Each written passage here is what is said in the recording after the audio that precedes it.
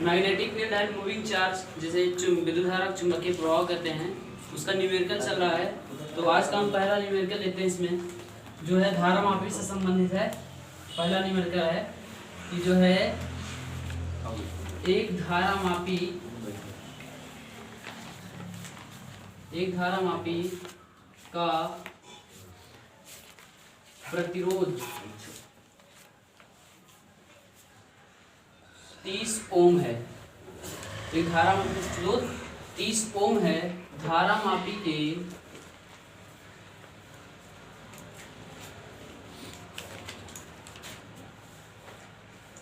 Scale पर 50 भाग हैं। यदि धारा मापी में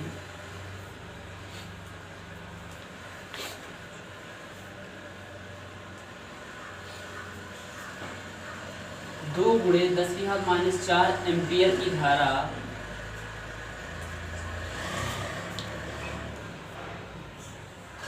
प्रवाहित करने पर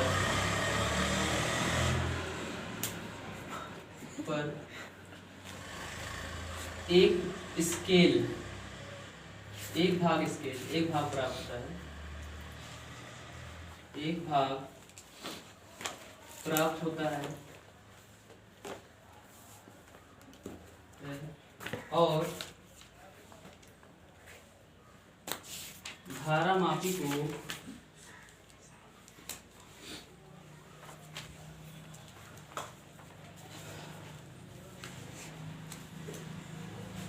धारा मापी को 2.5 वोल्ट मीटर में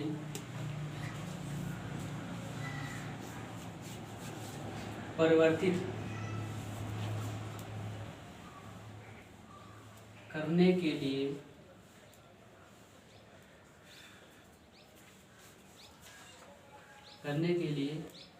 उसके श्रेणी क्रम में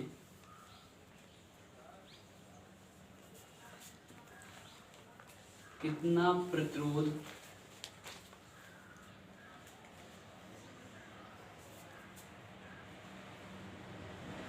जोड़ना पड़ेगा। ठीक है, क्या है? एक धारा मापी का प्रतिरोध 30 ओम है।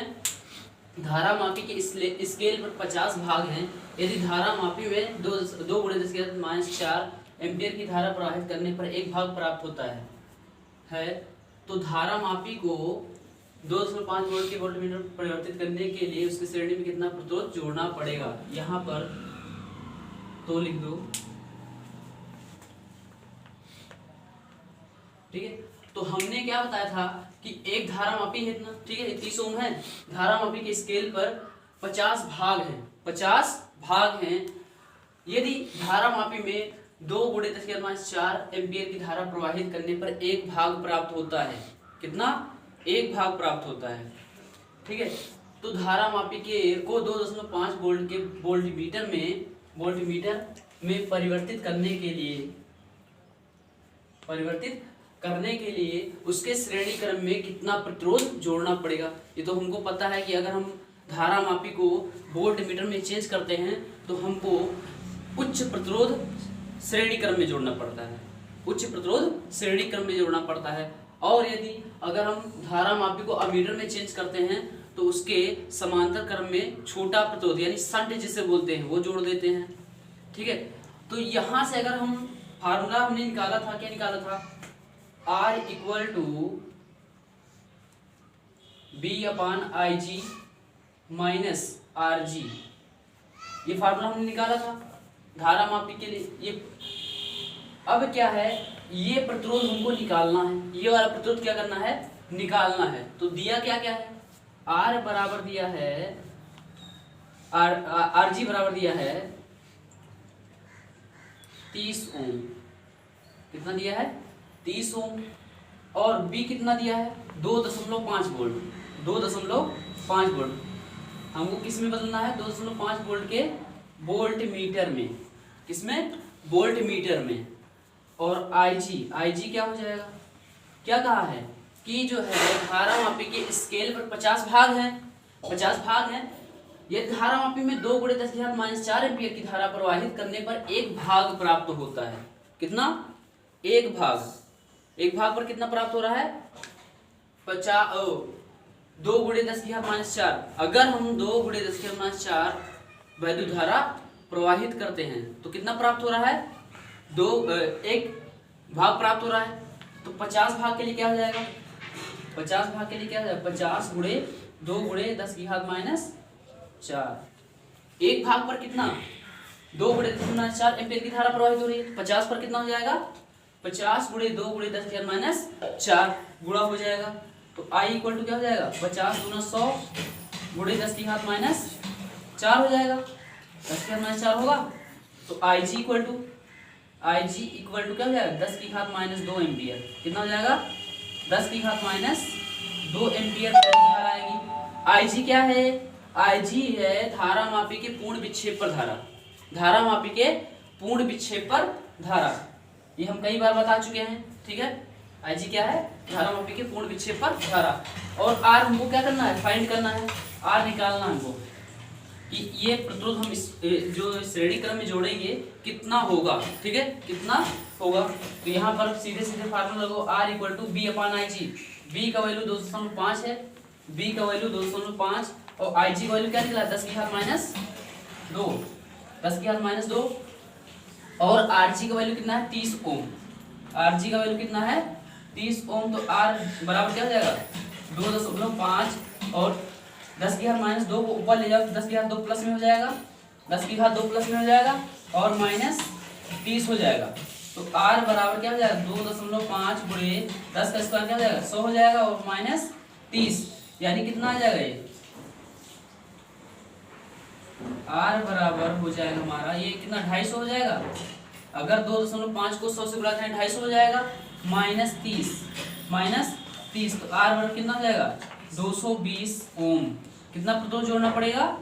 220 ओम का प्रतिरोध जोड़ना पड़ेगा। और 220 ओम का प्रतिरोध क्या है? ज़्यादा है ना, ज़्यादा है ना। तो उच्च प्रतिरोध, इससे क्लियर होता है कि अगर हमको धारामापी को वोल्ट मीटर में चेंज करना है तो क्या करना पड़ेगा? उच्च प्रतिरोध जोड़ना पड़ेगा। ठीक है, और उसमें मीटर में चेंज करना था, क्या करना था? हम निम्न प्रतिरोध जोड़ते हैं। लगभग में निम्न प्रतिरोध कहा जाता है। जो हमारा आदर्श अमीटर होता है उसका प्रतिरोध क्या? 0 होता है। लेकिन ऐसा संभव नहीं कोई उसका प्रतिरोध 0 हो, वो लगभग माना जाता है, लगभग बहुत कम रखा जाता है प्रतिरोध। ठीक है, धारामापी उसका अमीटर का। ठीक है, तो आदर्श अमीटर वही होता है जिसका प्रतिरोध क्या हो? 0 हो। लेकिन ऐसा संभव नहीं है, लेकिन प्रतिरोध हम बहुत कम रख सकते हैं। ठीक है, तो ये आ गया R बराबर 220 ओम इसका आंसर। अगला क्वेश्चन है जो है 200 ग्राम का 200 ग्राम तथा 1.5 लंबे सीधे तार से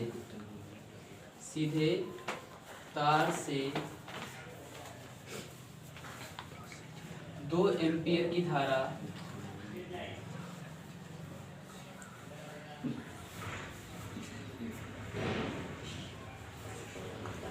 प्रवाहित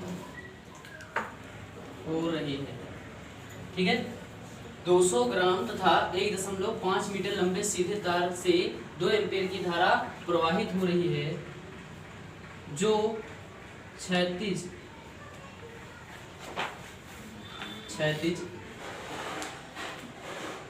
एक समान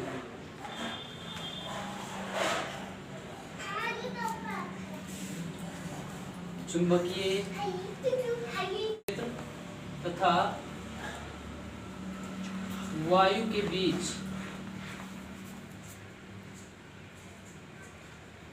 निलंबित है।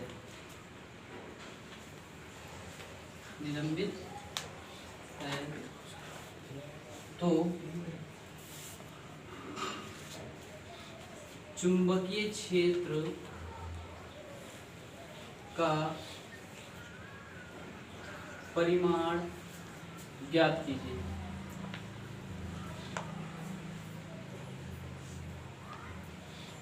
तो क्या कहा है कि 200 ग्राम तथा 1.5 मीटर लंबे सीधे तार 2 एम्पियर की धारा प्रवाहित हो रही है, जो क्षैतिज एक समान चुंबकीय क्षेत्र तथा वायु के बीच निलंबित है। तो चुंबकीय क्षेत्र का परिमाण ज्ञात कीजिए। ठीक है, चुंबकीय क्षेत्र B का हमको मान ज्ञात करना है। ठीक है, चुंबकीय क्षेत्र का परिमाण ज्ञात कीजिए। अब देखो, चुंबकीय क्षेत्र तथा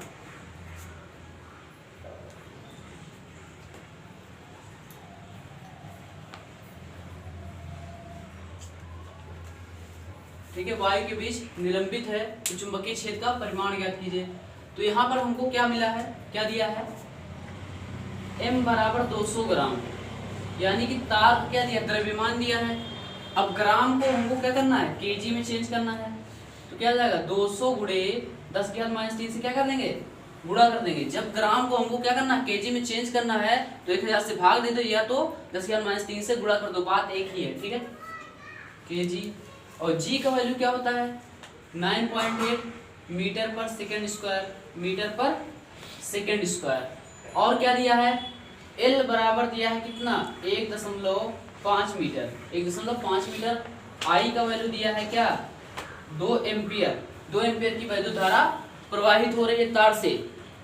पूछा क्या है, बी का वैल्यू पूछा है, बी का वैल्यू पूछा। अब ये बताओ, यहाँ पर हमको m दे दिया, g दे दिया। अब इसके लिए हम क्या करेंगे, इसके लिए हम क्या करेंगे, तार का द्रव्यमान दे दिया है, तो इसके लिए कुछ नहीं करना है, एक समान क्या कहा, क्षैतिज एक समान चुंबकीय क्षेत्र में। चुंबकीय क्षेत्र कैसा है, इस तरीके से है, क्षैतिज।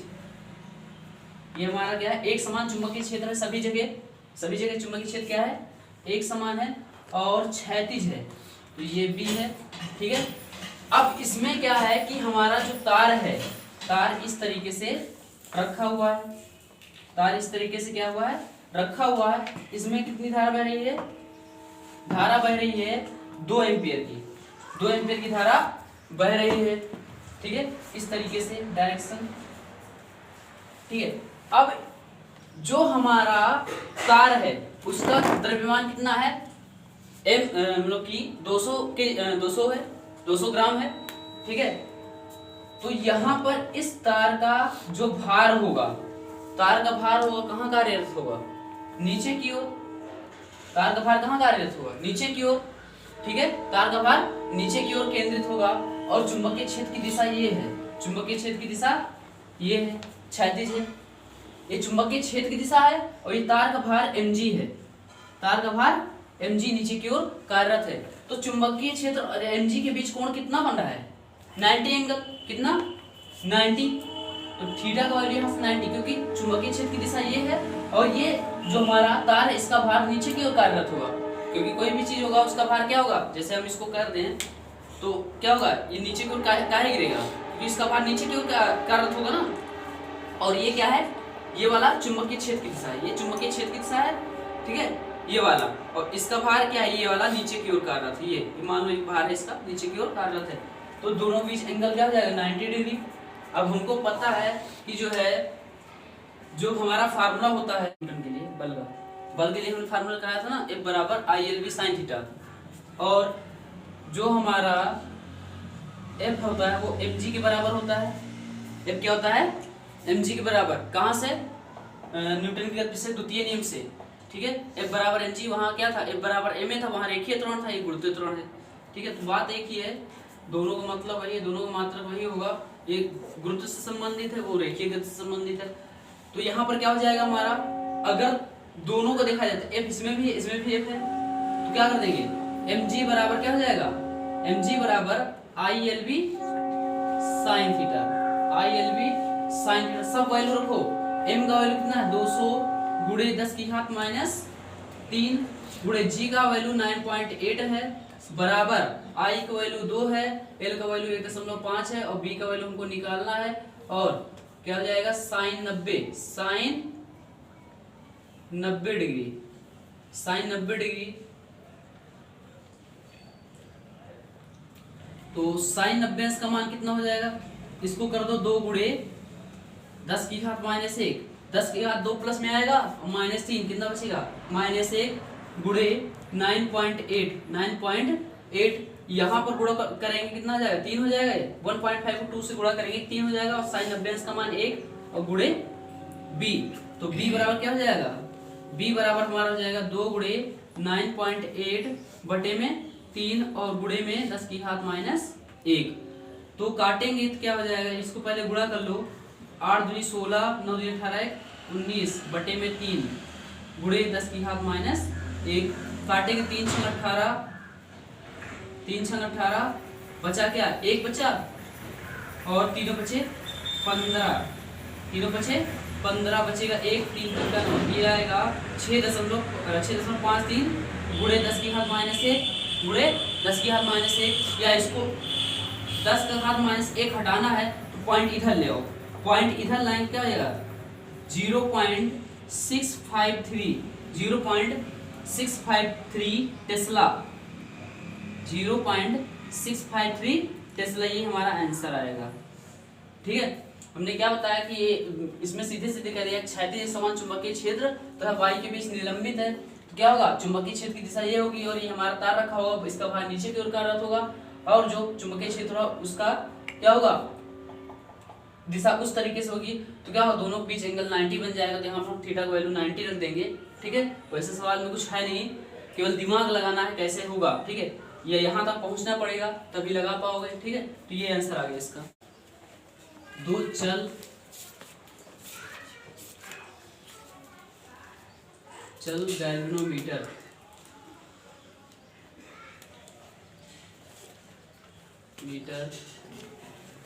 M1 व M2 के विवरण निम्न है। ठीक है, इधर हम M1 लिख रहे हैं, इधर M2 लिख रहे हैं। ठीक है, इसमें जो है हमारा N1 दिया है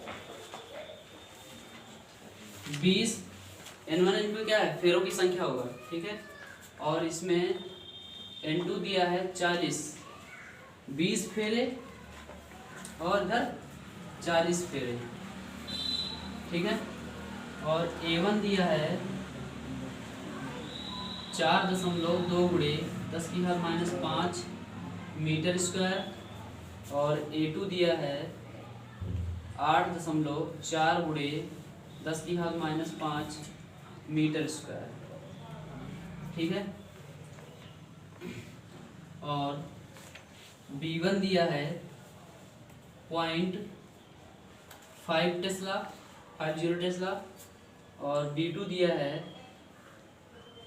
0.25 टेस्ला और R1 दे दिया है 100 ओम, R2 दे दिया है 200 ओम। ठीक है, क्या कहा है जो है क्वेश्चन इसमें नंबर ए पर कहा है M2 तथा M1 की धारा सुग्राहिताओं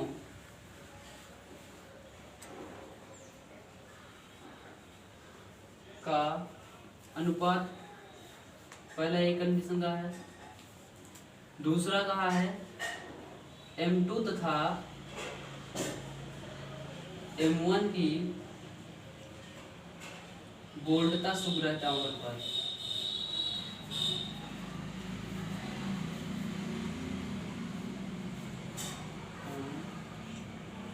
का अनुपात।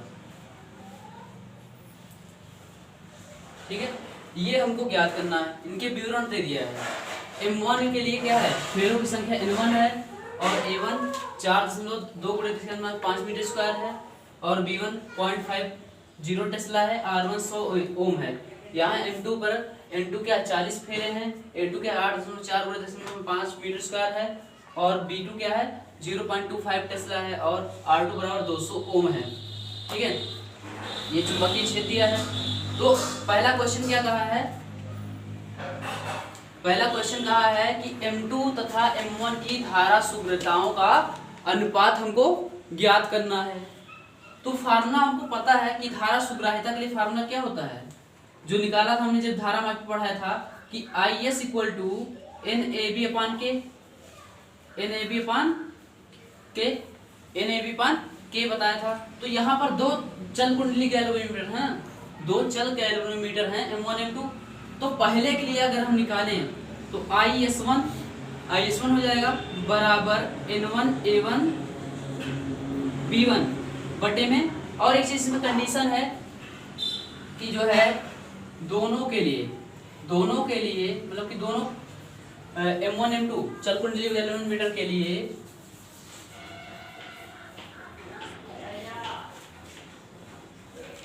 स्प्रिंग बल नियतांक समान है। ठीक है, स्प्रिंग बल नियतांक क्या है, के, जिसे हम बोलेंगे कैपिटल के, क्या है, समान है। तो इसको ऐसे ही लिखेंगे। और IS2 निकालें तो IS2 निकालेंगे क्या हो जाएगा, N2 A2 B2 बटे में क्या हो जाएगा, क्या हो जाएगा।